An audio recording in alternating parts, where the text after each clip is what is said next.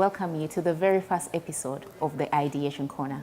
The Ideation Corner is a space where ideas are discussed and dissected. And today I host Innocent Kawooya. By way of introduction, Innocent is a financial technology believer, a financial inclusion consultant, a computer programmer, an internet entrepreneur, a movie producer, a philanthropist, and an entertainment executive. Innocent is also the co-founder and the chief executive officer of HiPipo. In 2006, Innocent, with John Mark, conceptualized HiPipo as a social entertainment platform, with most of the work done at the Makerere University ICT and Computers Lab. HiPipo today is a highly diversified company with operations ranging from digital inclusion, financial inclusion, content production, and entertainment. HiPipo executes advertising and marketing campaigns. It provides consultancy and advisory services to the private sector and the public sector. It conducts proprietary marketing research, and also it promotes digital and financial inclusion through its non-profit arm, HiPipo Foundation. And away from HiPipo, however, Innocent, between 2009 and 2013, co-conceptualized and co-developed two applications, that is mHealth and e-learning. These applications received international recognition from Indie Africa, the Orange Africa Challenge, and the ITU Innovation Excellence. Innocent has been a major player in the digital evolution of Uganda and Africa generally. And today, Innocent is currently working on his latest initiative, that is the 40 Days 40 Fintechs initiative. This platform aims to provide and shine a light on those fintechs that are giving very good stories on the African continent and in Uganda. And today I'm very happy to host Innocent Kawooya in my Ideation Corner. Innocent, you're very welcome. Thank you, Damali. I'm excited, very excited to be here. Thank you. And to be the first. Yes, you are the first. Yeah, I hope we make 1 billion views soon. I hope so too. Yeah, sure. So without much further ado, please tell us about the 40 Days 40 Fintechs initiative. Well, the 40 Days 40 Fintechs initiative, amazingly, we've come to the end of the first edition, running for 40 days, every day, engaging with one company in financial technology, and getting to understand their story better than anyone. Like they always say, it's better when your story is told by yourself. So we gave them a platform to tell their story of how they impacted millions of lives and transforming them using financial technology. You know, it's always been a challenge to make sure that people actually access financial services.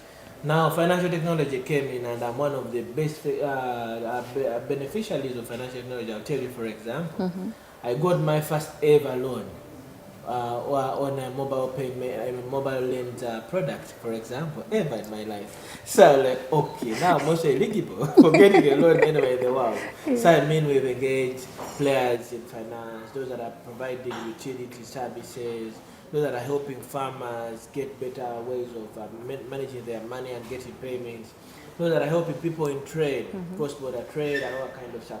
I mean, it's been very amazing, and 40 Days for the Fintechs has shown us as HiPipo and our partners that actually there is so much potential in financial technology.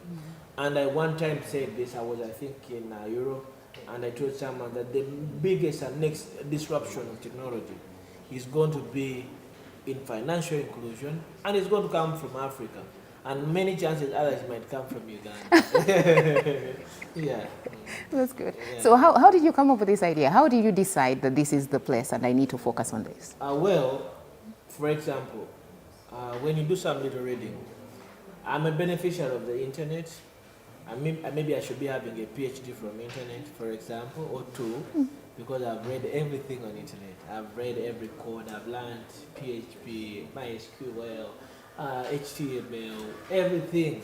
I became a programmer in 2 years of my first touching of a serious computer in Makerere. And before I knew, I had developed a website for Kid Fox and I think for Pepe, I think. And because I was just trying myself, I said, okay, I should be able to learn and do this. Before I knew, I was a key programmer for HiPipo. I was a very serious one. Doing my marketing, I was in high school, by the way. And because I benefited from internet all the time and I still learn, It's free for everyone to access. It is so democratized that as long as you have some little data, you can access it. So I mean, I've been able to learn almost everything that I can be able to learn. And then I've been able to network with the entire world. The internet has helped me meet almost everyone that everyone admires to meet in the world. They're very rich, they're very powerful, they're very influential. Those that don't even allow you to take a picture with them, you know. But I mean, whenever you go and meet them, and you're like, okay, what am I learning from this? ABCD. So, because of the fact that we've been in a team that has been challenging itself every other time, they tell you, okay, what are we going to do next? Okay, we have done Digital Impact Awards Africa 7 years, 6 years. So what's next? So because there is always the question of what's next, my mind keeps on revolving. And thanks to the inspiration and the pressure that I get from the team, at some point I was like, okay, what is the biggest problem that we're facing, not as a HiPipo, because HiPipo is supposed to be solving problems for our community and technology. So we're like, okay, yes, technology has been able to advance this way. We have a Ministry of ICT and a Minister and a Permanent Secretary and a State Minister. We have a UCC, we have NITA. There are many bodies like that in Africa. But then we have our very, very, very own player that has changed a lot in how finance is handled in the world, and that is financial technology. And that's where we belong, because we are a fintech. But then nobody talks about us. Nobody even talks about Visa broadly. Yet, Visa, MasterCard, and other kind of service providers created a fintech solution that became very disruptive and created a digital payment hub that allows them to access payment and money anywhere, wherever they go, as long as Visa or MasterCard is there, you know. I remember for the fact that in 1994, Bill Gates one time talked about fintech. And he was talking about banking, saying that he believed that banking was very necessary, but banks were not. And today, it speaks to the reality of the banks that we have, that maybe more than 60% of their operations are based on technology, financial technology. But then they never talk about the people who develop the technology.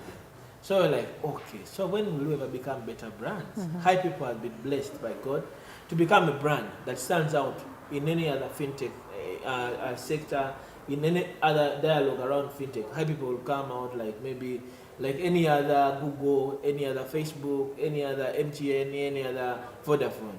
But then the other fintechs have no brand whatsoever, yet they have done so many good things that have changed life.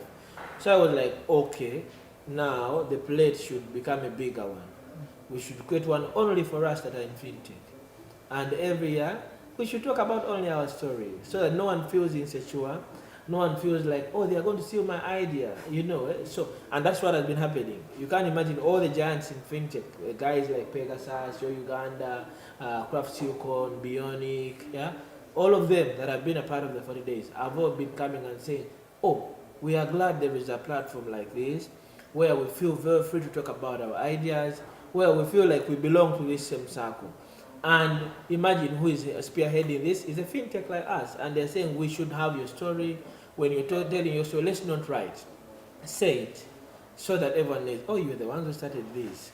So in the end, by the time we reached the 37th fintech, there were only 4 companies that had been established either in the same year with us or a year before us, you know. And the oldest being one that was established in 2001. And then we were like, oh, our sector is old. So it was that same reason. And I don't want us to stop. I'm only hopeful that maybe other partners or stakeholders can come in and support. Because this 40 days for the fintechs, I'll say it here on the ideation show, that the center, that it is going to change how financial inclusion is done everywhere in the world and forever. Yeah. Oh, thank you for that, actually, because I'm a passionate believer in financial inclusion, so I'm quite happy when you started that 40 days, 40 fintechs. No, you're not a passionate believer in financial inclusion. Maybe you should tell people the reality. Maybe I didn't talk about you, but you are one person that is playing a very, very major role in making sure we achieve financial inclusion. I'll tell you, the kind of knowledge you have about trade is a clear enabler of the most important, the second most important sector of any economy. Because when we have farming and we can't trade, then why we do the farming, for example. In the end, everything we do, all the technology we're developing, in the end has to go with another word, trade. You know, so maybe we are not. We are going to go for trade tech. Yeah. So maybe for the Oh, that's good. Trade tech. yeah, That's a great idea. Yeah. So we are going to be maybe going for trade tech next. You know, I'm just thinking about it right now. And maybe you should be one of the people that spearheads the building of an idea, creating technology specifically for trade. Why? Because in the end, it is an enabler of every economy. When the production is done, the next thing is trading. When farming is done, the next thing is trading. When education is done, the next thing is trading and everything. And I mean, maybe we have taken long to actually. Yeah. And whether we come with a trade tech idea. Yeah. But and it's been interesting for me to hear that the fintech is because you're a fintech and you thought about, you know, what for my industry, how do we get together? So whilst you may be competitors, you're collaborating at, you know, for this particular platform. That's an interesting thing that most competitors always just want to compete, but you can collaborate on some things actually. I'm a footballer. I'll tell you. I played football. I scored very many goals. I am unlucky that they were not documented. But I remember, as far as I remember, whenever I played football, either I was a goalkeeper or a striker. When I was striker, I could score maybe 3 goals every match. And I could make my team win when I was in Shark, wherever I was. So I learned one thing. When we were in the pitch, we were actually all competing, even in our very team. Because everyone wants to score. Everyone wants the ball. Everyone wants the girls to scream out saying, I have made it, you know. Eh? And that was the thing, you know. And then, on the other side, we need to deliver as a team. Because we are 11 people. And we need a win as a team. And I mean, what is wrong with fintechs having a shared platform where all of them can be showcased, including us? Because I was telling somebody the other day that, look here, Africa has more than 3,000 tribes, for example. It's a fact. And because it has more than 3,000 tribes, in Uganda here, for example, a tribe like Uganda is a formulation of 52 tribes based on history. Yeah, I'm not a historian, but at least I know that bit. And meaning, we are all different in some kind of way, but something makes us the Uganda, in Uganda if you're Uganda. So because there are such things that happen, what makes you think that you are that telecommunications company or that banking operator, and you think you're going to serve everyone and they're going to believe in you? Yeah. So a combination of efforts by all the 40 fintechs, everyone being different and all the others serving different people, helps in playing the combined role of helping the world achieve full financial inclusion much easier. And in the other side of it, we're talking about interoperability. We're talking about collaboration. I'm one person who hates preaching what I don't practice. I really, really hate it. And when I'm not practicing what I'm preaching, I feel bad about it because I'm like, I'm being wrong. I will never be happy about it. Maybe that project will never come to an end. So I think, okay, we're talking about interoperability. Then how about it we first create a platform that shows we are connected, we are collaborating, we are the same, you know? So I mean, we have to speak to that and practice what we preach. Yeah. Okay. Yeah. That's interesting. Yeah. And maybe my next question will be, what are the challenges? What challenges have you faced as you've been trying to come up with this? The challenges. The challenges, maybe I'll start with the one I never talk about. Because I never tell people that it's challenging to raise funds to make good things happen. But these good things have changed. I'll tell you, I've always told people, sometimes I don't want people to think that I'm bragging, but I've told people that the very huge transformation, digital transformation in Uganda for the last 10 years, perhaps HiPipo has played 70% of the role in pushing the stakeholders, for example. But when you're pushing them, the humans that are working in these organizations sometimes think it should be about them alone, you know. Others think, oh, when they're working with you, you're going to become big. No, I'm not working for being big.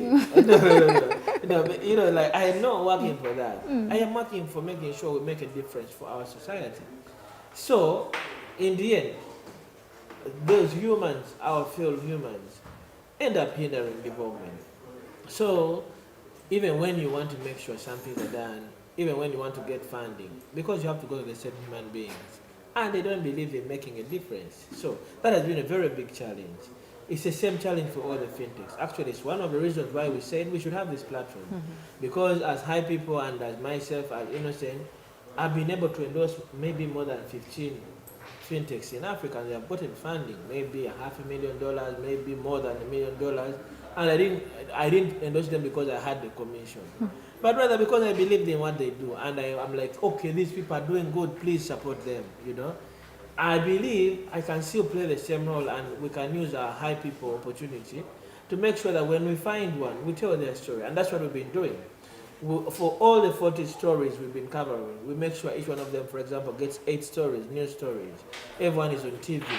Then we share them with our network international, tell people, look here, this is happening.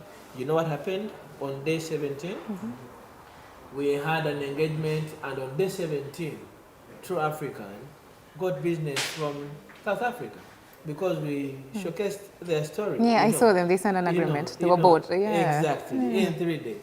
And they're very thankful. I wish you could allow me to open my phone and show people the message, because I have a testimonial, you know, Yes. Before you know, they're like, oh, thank you so much. We're excited that you actually gave us an opportunity.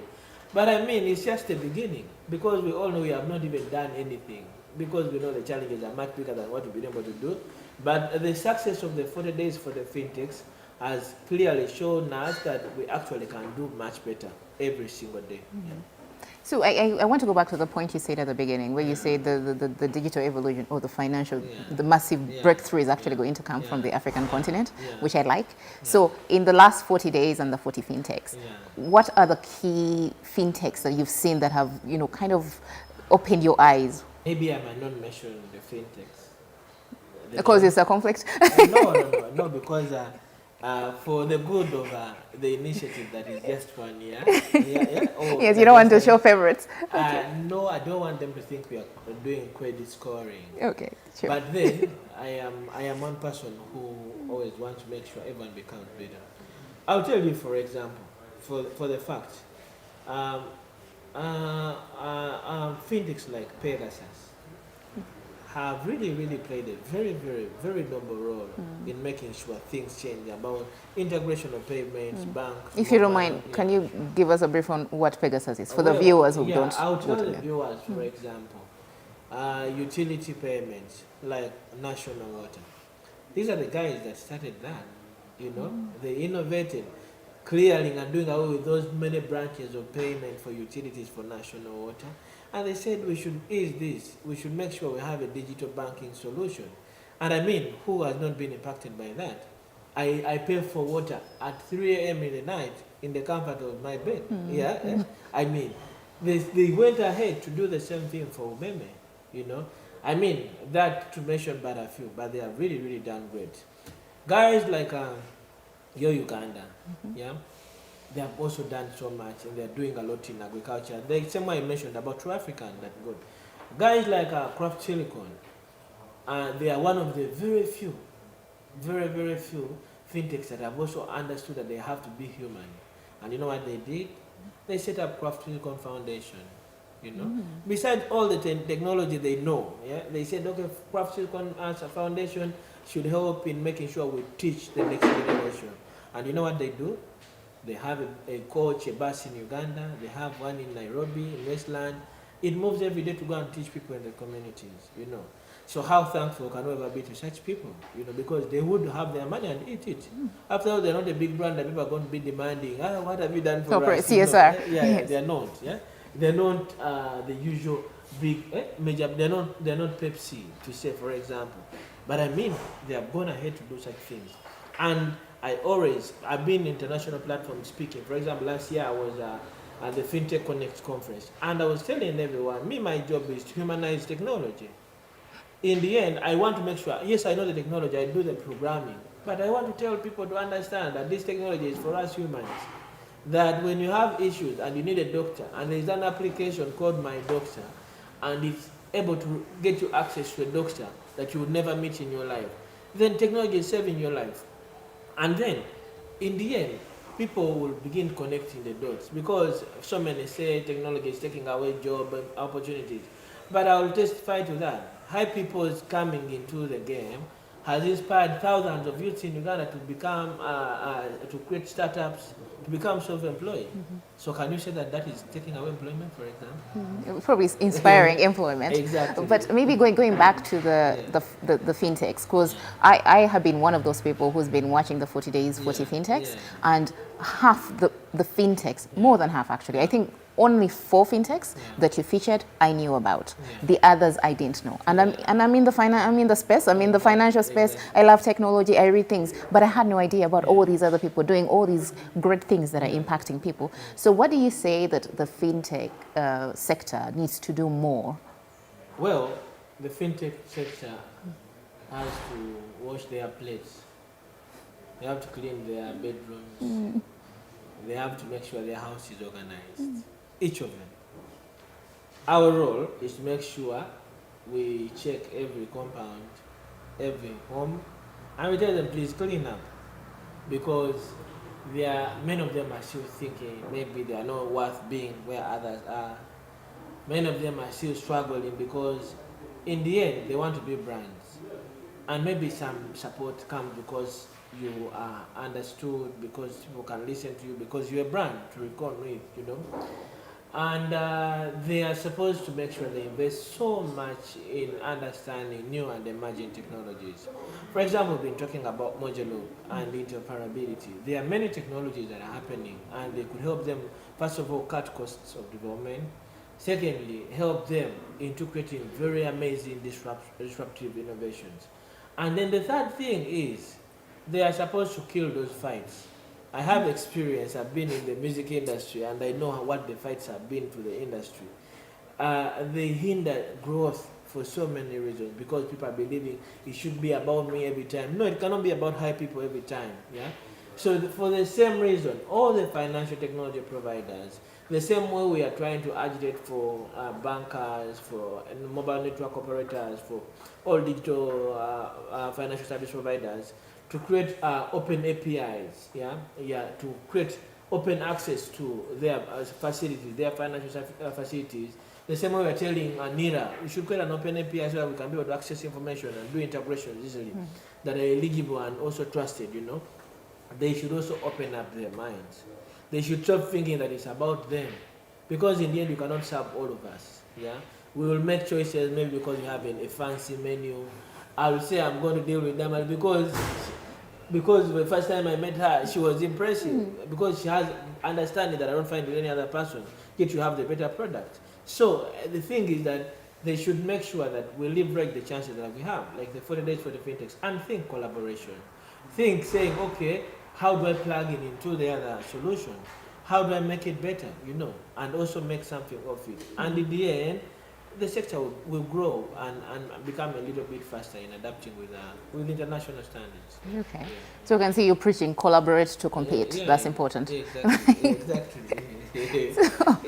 So maybe if someone, because you know I can see that you've come up over your career, you've come up with several ideas, and somehow you've gone ahead and implemented them, and they've been successful from my perspective. What advice would you give someone who has ideas or wants to start something? Well, I'll tell you, for example, I'll use a layman's understanding. When a man or a woman, when a man or a woman likes somebody that is their opposite sex, for example, the only thing they have to do is to make sure they tell them they like them, right? So they have done their part. Of course, it's not all, because you have to be persistent.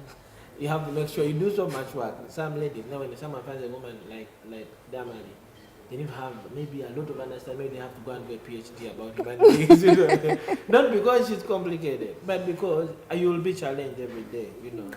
In the same way, when you want to do something and you have an idea, don't keep the idea in your head. You'll die, we'll bury you and enjoy the rice. And the idea will die in the same casket, like we shall bury it, you know. Get out, you know. You don't need to have money. We didn't have money when we started. No, we had ourselves And that's the thing. A lot of people who have ideas believe I will get the money, then I'll start. They tell you I'm going to get funding. What do you have? Funding. I give you funding for what? So you want my funding? So you want Damali's funding, they give you money for what? I mean, the easiest thing that we can ever do for ourselves is, I have a beautiful idea. I met a guy recently, I'm going to say his idea. Sorry to say, but I'm going to say what he told me. Okay. He's my OB. And he told me I have a beautiful idea. I'm like, what is it about? He told me I want to have an amazing Uber for warehouses. Trade. Trade. Interesting, yeah. So he told me, I told him, what do you want to do? He told me, I want us to create an application. I told him, I'm technology. You have me. What do you have? Yeah? Then he had nothing. The idea? No. It's bullshit. There's nothing. He told me, I told him, what do you have? As I'm going ahead, I'm going to tell you. He said, I have the idea. I told him I can also have those ideas. I have 1,000 of them. When you check in my archives, I have 1 million ideas that I've written. I have not implemented them. So I told him, it's a beautiful idea, and I would buy it. But you know what you don't have? You have no capital. One, sorry, I'm being arrogant now. But you might be, I'll tell you. So he told me, what kind of capital you need? I told him, you will not afford the technology, it's expensive. That's why I would come in to partner with you. But then, tell me, I know of 100 warehouses that are available. I know them, I know the owners, I know their numbers, I've talked to them. So we start from there. That's capital enough, Okay. So capital is not necessarily finance, it's not money. No, it's not. It's maybe information, the networks, the idea itself, and then the connections. Exactly. Okay. So you're telling me you are a logistics expert. So what do you know? So I told him, look here, I don't want to sound like I'm corrupt, but I have friends in URA. So what if I call them and ask them, please, can you give me 200 contacts of people who have warehouses? Or if I call Damali and I tell her, I know you don't go in trade, can you link me to someone? Won't I steal your idea? Yeah, actually, you could walk away and implement it yourself. Exactly. Now that become an idea anymore, it is not. So what they call, and as we talk about Ideation, yes. An ideation corner. And by the way, I'll tell you something. Maybe for everyone that is watching, I maybe need to tell them that I have so much respect for you for being so knowledgeable about trade. Thank you. Thanks so much. And I speak with so much authority as an investor in private business and as an entrepreneur that maybe nobody else better than you can do this kind of show. Yeah, I'll tell you. I'll say that and I'll keep it to the record. Thank you. Whoever is watching should take me for the record, and I'll be the one to account for that every time. So, in the end, you'll change so many things. Okay. So I take it for someone who has an idea, at least your advice to them is, first of all, get the capital. But the capital itself is not necessarily in the form of money. The capital could be in the form of information, knowledge, and then you networking, connecting to the right people who you can partner with to get your thing done. Exactly. Okay. So what lessons have you learned as someone who's come up with ideas and implemented them? What lessons have you learned along the way? The lessons I've learned, there are very many. I will talk about them for years, but I'll say some of them. Of course, me, I'm a believer in God, and I know one of the things, sometimes you cannot have everyone, or you can have nobody, totally. But you have God somewhere, and you have yourself.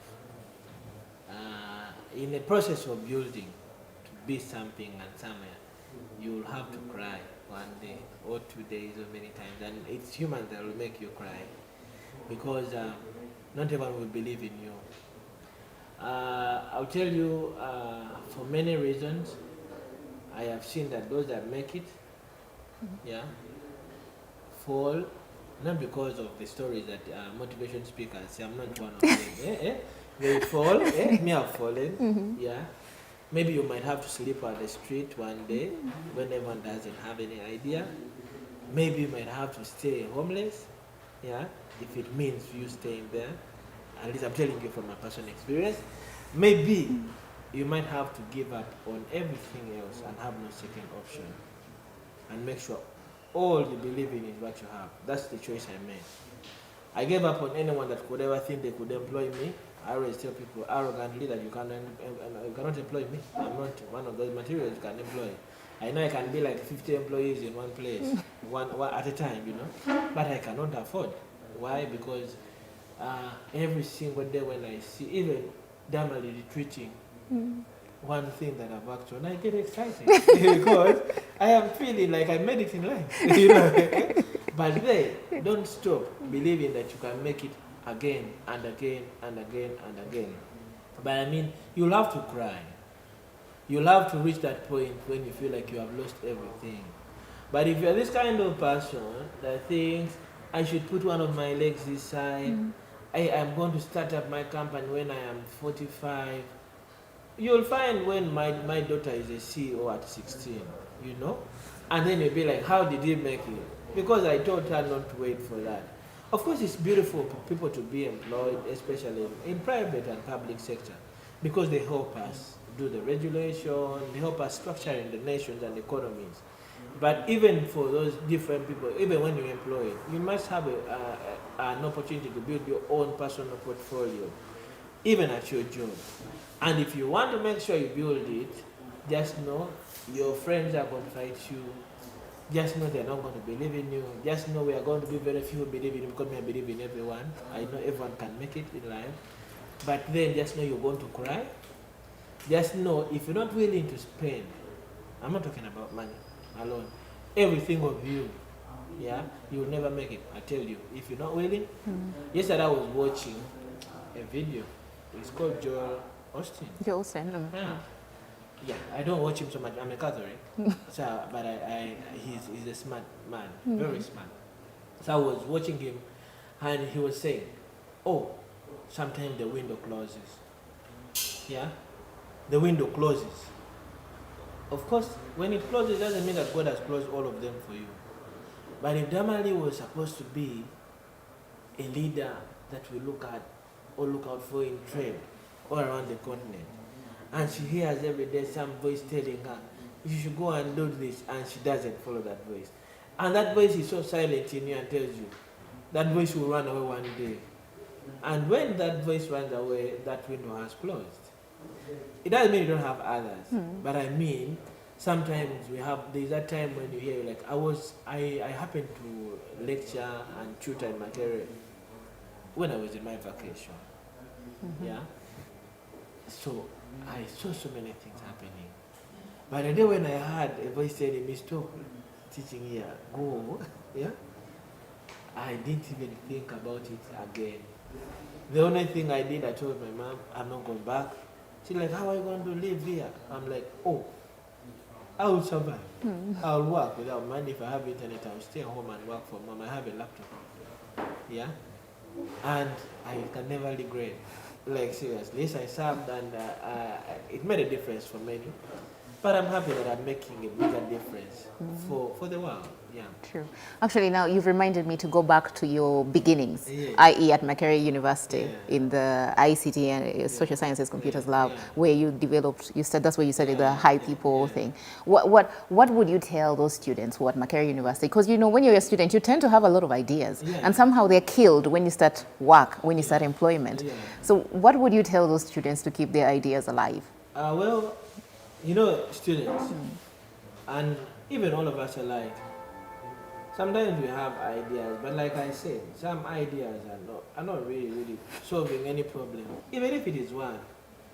Off the camera, we were discussing about waste management company. Collecting garbage now to becoming a $100 million worth company. Because they believed in that idea that I would think was silly, you know. I don't know whether you've ever been around people who sell scrap. Yes, I've seen them collecting scrap. I've ever sold scrap. I've ever.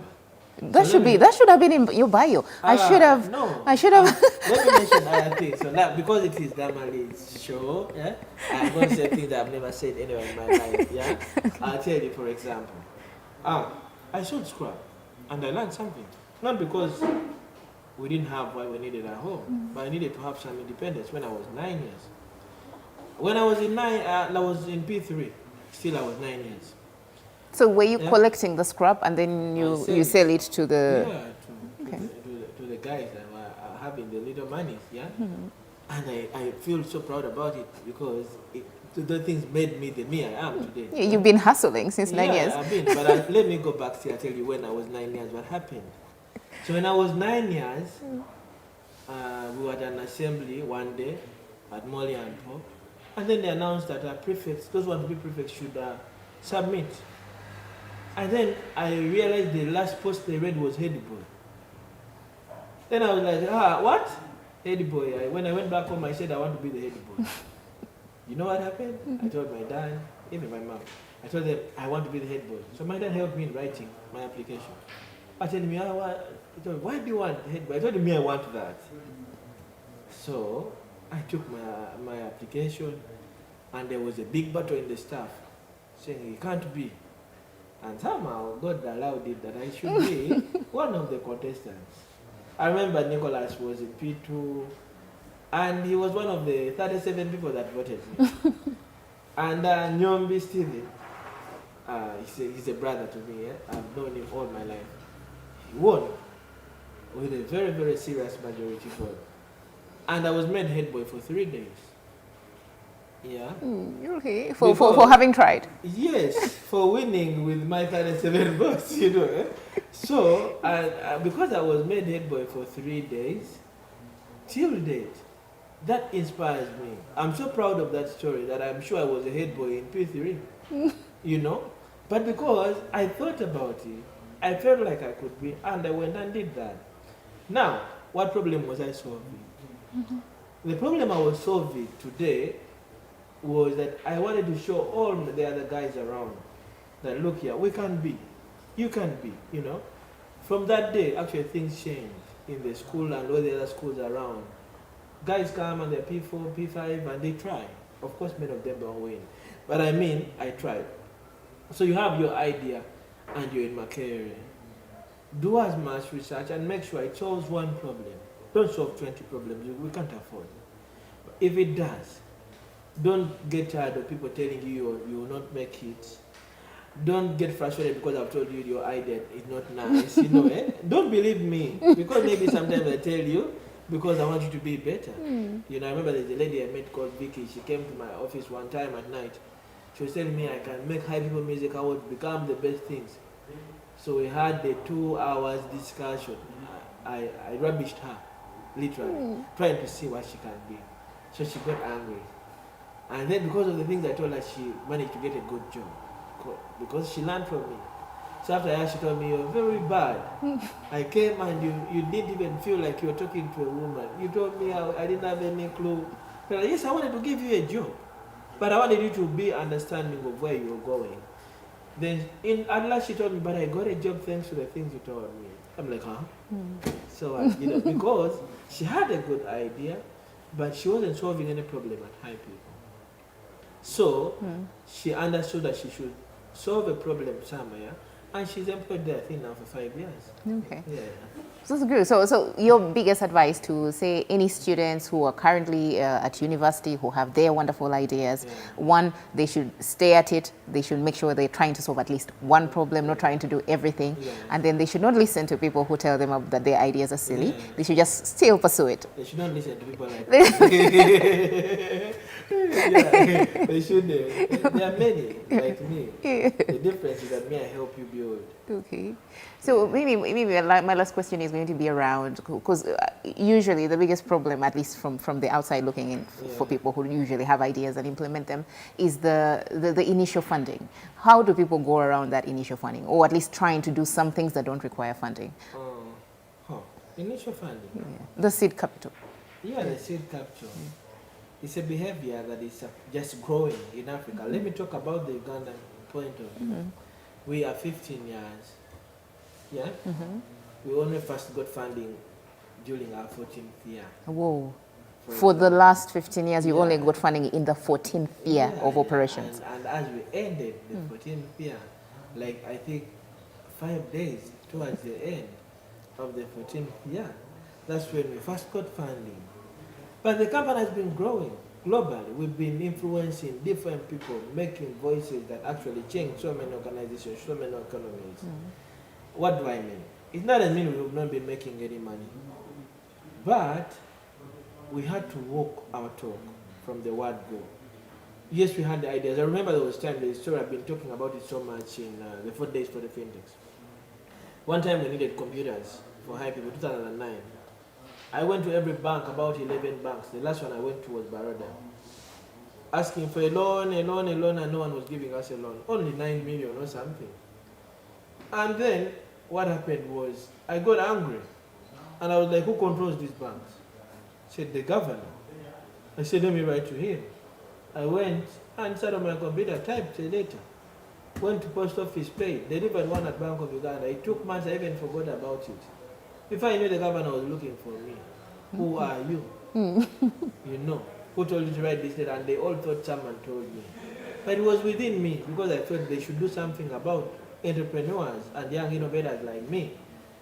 I mean, we didn't get the funding either.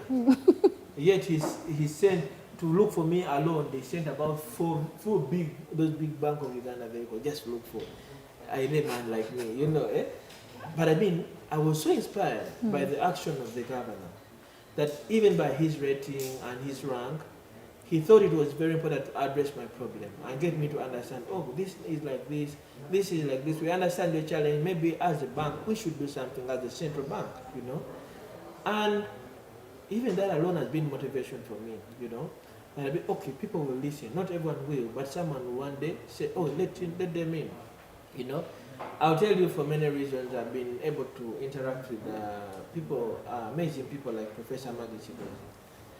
And many times they don't have to offer you money, anything. But a person who will know that you're solving one problem, and they'll help you walk your journey. Like, oh, you need me for an event. How come? If I can add some pomp or color to it, you know. We all do the same thing for others. I've done it for many guys. I've done it for musicians, you know. Someone comes, he's a musician, a very nice friend of mine, he stammers a lot. So, during COVID time, they were home and frustrated. So I called him and I told him, you know what, I have a song for you. I bought it. Everything is on my cost. I want you to go and do it. Not because it's going to become a hit, but I want you to keep believing in music. People will do for you such things, you know. And because they will do, then don't think that you're going to get capital like that.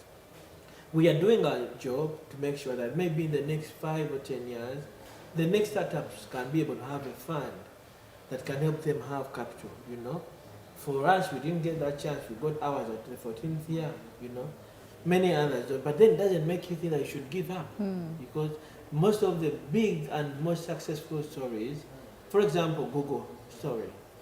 By the time Google got funding, yeah, they had created a very amazing algorithm. The best that it still is in search engines in the world, you know. They created one that could make sure it crawls every bit of internet or the World Wide Web, you know. And the person who funded them was their professor because he believed in them. He knew they could, you know. No one else came in, but they had already created something. And the only problem they needed to solve, because they had already solved the problem of search engine, so they needed to solve a problem of how Google makes money. You get my point? And that's how they got funding. And they had to go somewhere, learn from other people, because that's how businesses are done. Bill Gates, for example, the only time when he got to have business, not actually funding, was because he had programming interface that solved the problem. So he made people and told them, you have machines, I have the software. He's solving their problem. Like, by the way, that's the reality of stories that actually have to make it. So you want to get funding and you say money fell from heaven? Really? Of course miracles still happen, but you must solve the problem. Yeah. Okay, so at least your opinion on this is that if you're a startup or you're starting to implement something, don't expect funding to come to you. No. Hustle it out, use the resources you have, which don't have to be money. It could be you honing your skills in that. The resources are you. You're the resource, you're the capital. Now you see what we have? What we have here? Yes. Damali, Ssali, Ideation Center. Not because you can't afford to stay home. Yeah? Now this will never run without you. I'll tell you. Maybe if it has been able to mature 15 years down the road and becomes a very big thing, without you directly investing your time, your thoughts, yeah, and a little money, it can never be. But you know what it's going to be? Because it's Damali that I sit here, you know. I'll tell you, for example, I've been so impressed by, I've never had anyone in my life that reads my profile and comes on set and says it the same way I wrote it. Like no one, I can't read it myself. Yeah, I can't read myself. You know, yeah, I can't, and I'm very sure I can't. And I'm so impressed about what you are. Maybe the world needs to discover you a little bit better. Yeah, no, yeah, exactly. On that note, Innocent, thank you so much for agreeing to speak to me. Thank you for being the first speaker on the Ideation Corner. I'm so honored to be the first one. Yeah. Yes. Yeah. Thank you. Innocent, it's been really, really interesting speaking to you, and thank you so much for making it on the first episode of the Ideation Corner. I'll be happy to hear your closing remarks, maybe. You see, I'm excited. Yeah. Actually, there are things I never talk about myself. Maybe because I don't feel comfortable speaking in some places. But I'm really, really, really blessed and honored to be the first one on Damali Ssali's Ideation Center or Corner. Yeah. I urge everyone, the viewers, Africans, to watch this show because it's going to play a very big role in making sure we have the best ideas that will change Africa forever. Someone will say Africa will become great again. We might not have gold again, but we are going to become the best innovation place that can ever be in the world. So thank you so much for giving me the opportunity. I'm so honored and delighted to be here. All right, thank you. Thank you so much for that. We are done with the Ideation Corner. Please do subscribe. This show is going to be run live on YouTube, on Facebook. It's going to be on Twitter, on LinkedIn. So please do watch the show, and thank you.